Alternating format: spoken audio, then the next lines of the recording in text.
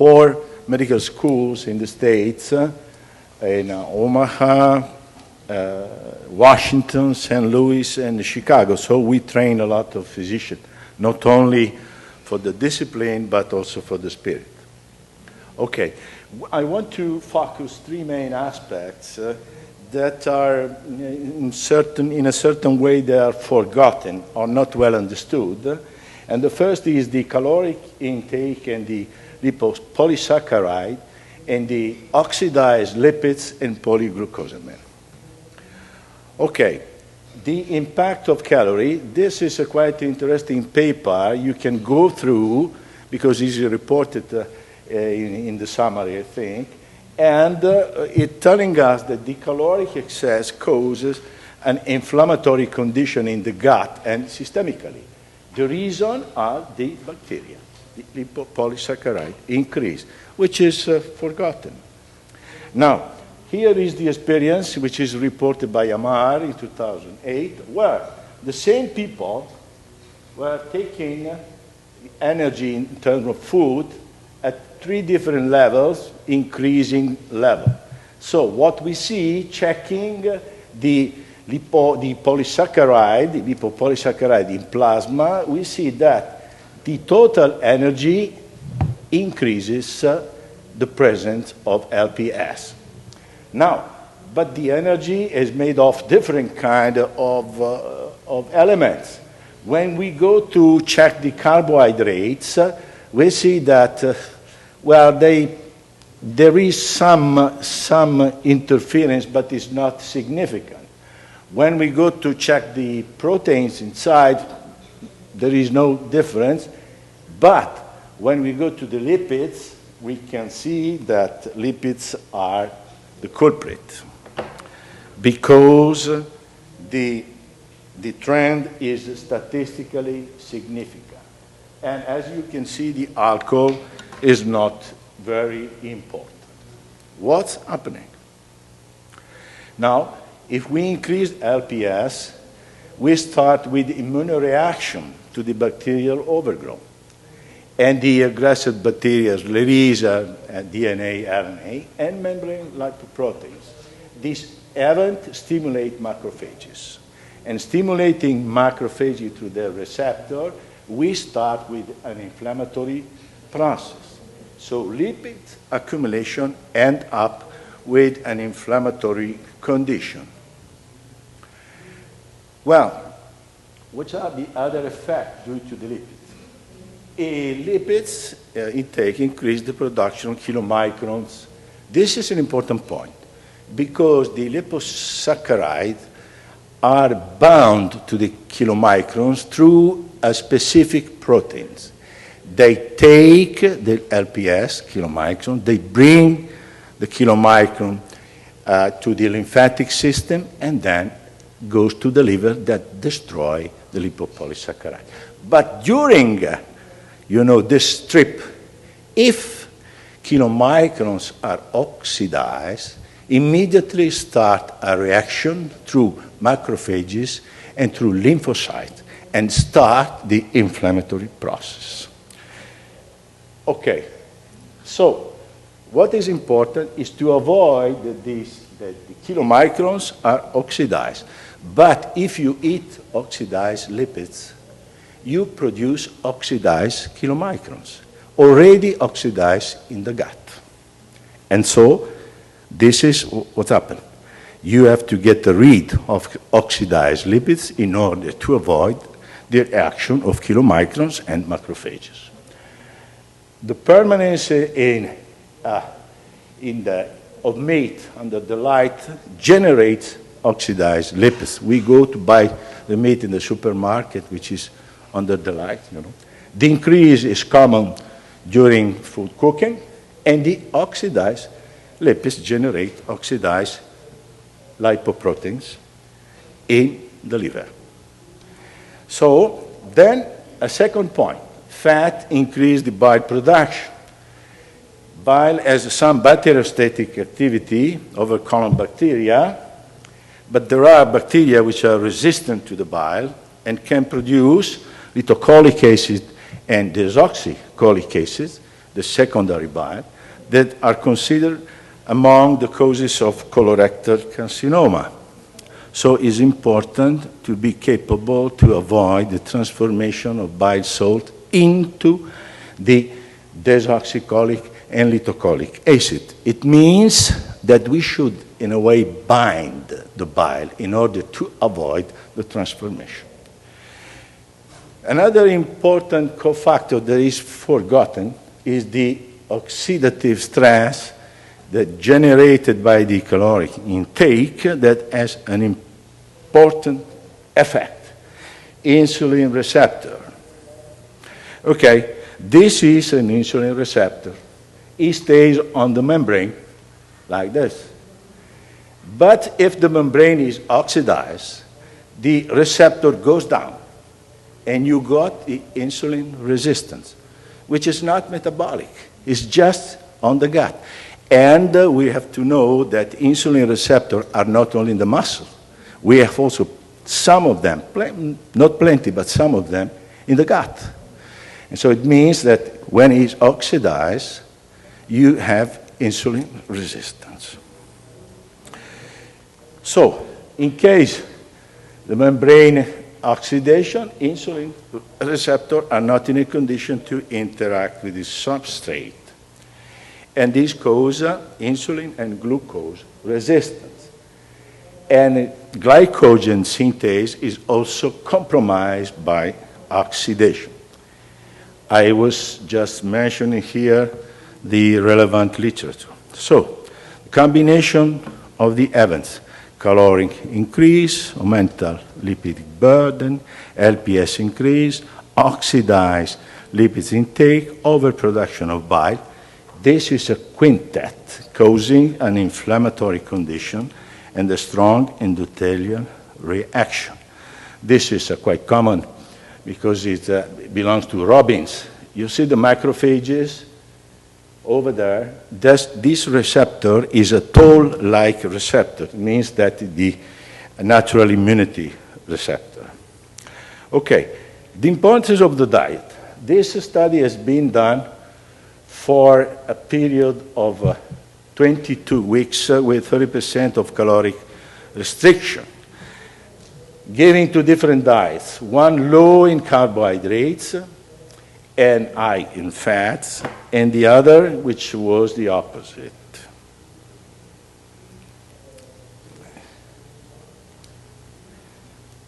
Okay.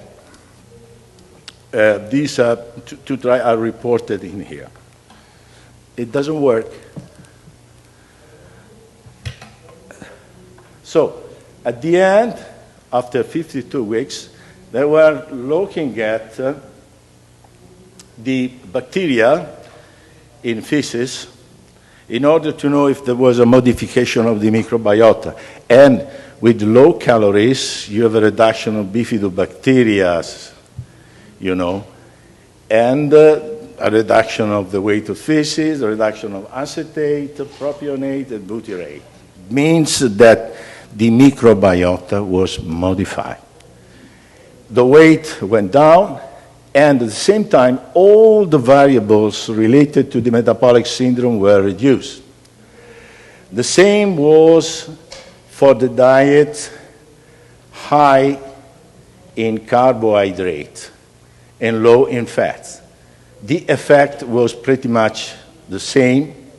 It seems that reducing carbohydrate, you gain, you lose weight more, but the metabolic syndrome data were identical. So it means that this is a matter of caloric intake.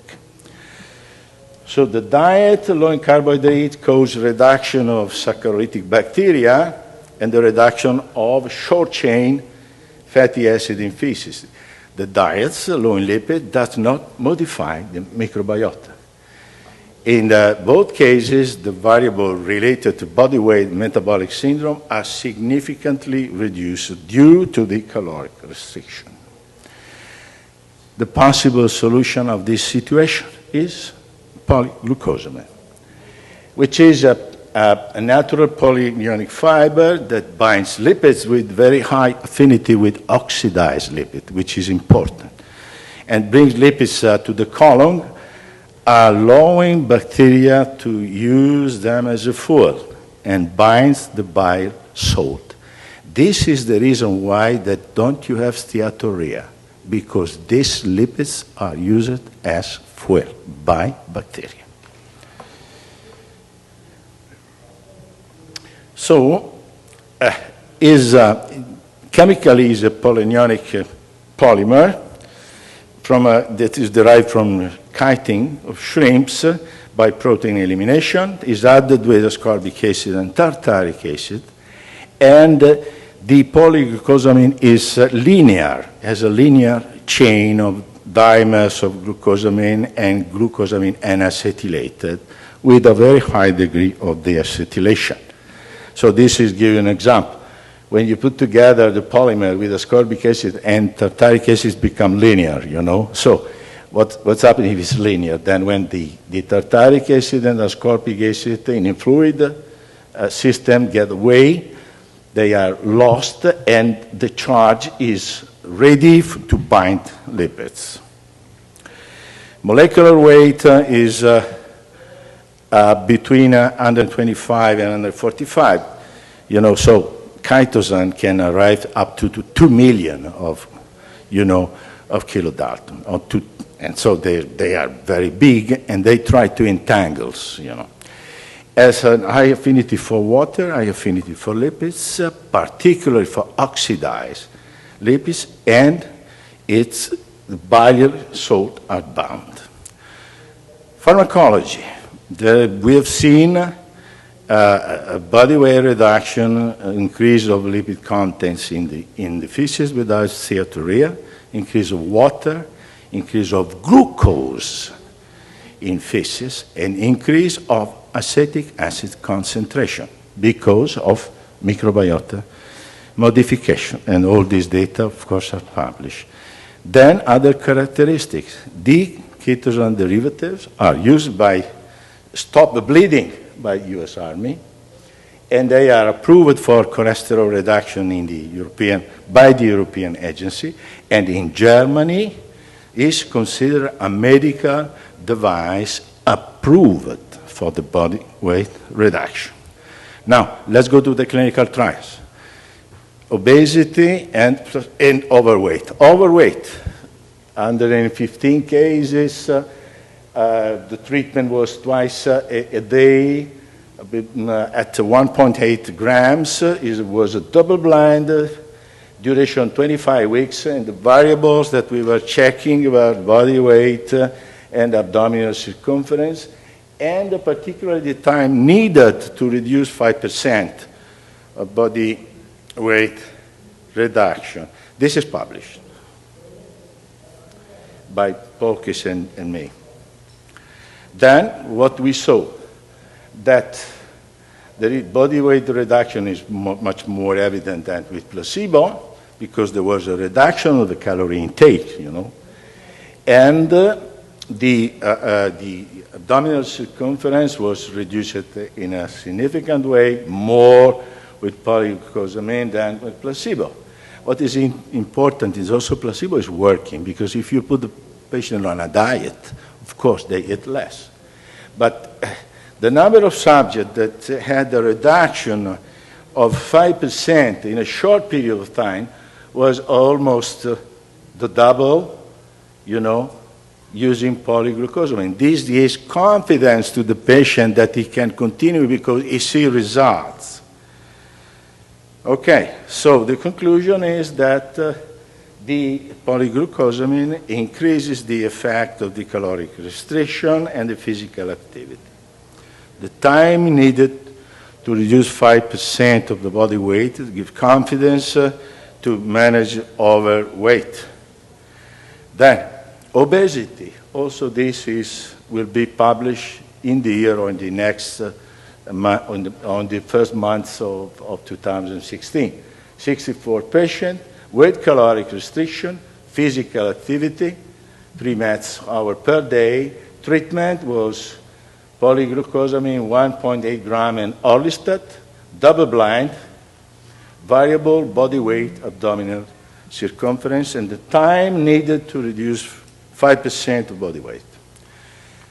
So what we saw is with orlistat, we had a reduction of about 5 kilos, but polyglucosamine was much higher, significantly higher. The same was for the abdominal circumference, that was much more effective with polyglucosamine. However, the number of subjects that had a reduction of 5% in a period of 12 weeks was pretty much the same, a bit higher with polyglucosamine, but the difference is not significant. Conclusion is that polyglucosamine is more active than orlistat in body weight and abdominal circumference reduction. The number of cases with 5% reduction of body weight is higher with PG, but the difference is not statistically significant, and PG does not cause steatorrhea. Okay, and here are all the references. Thank you.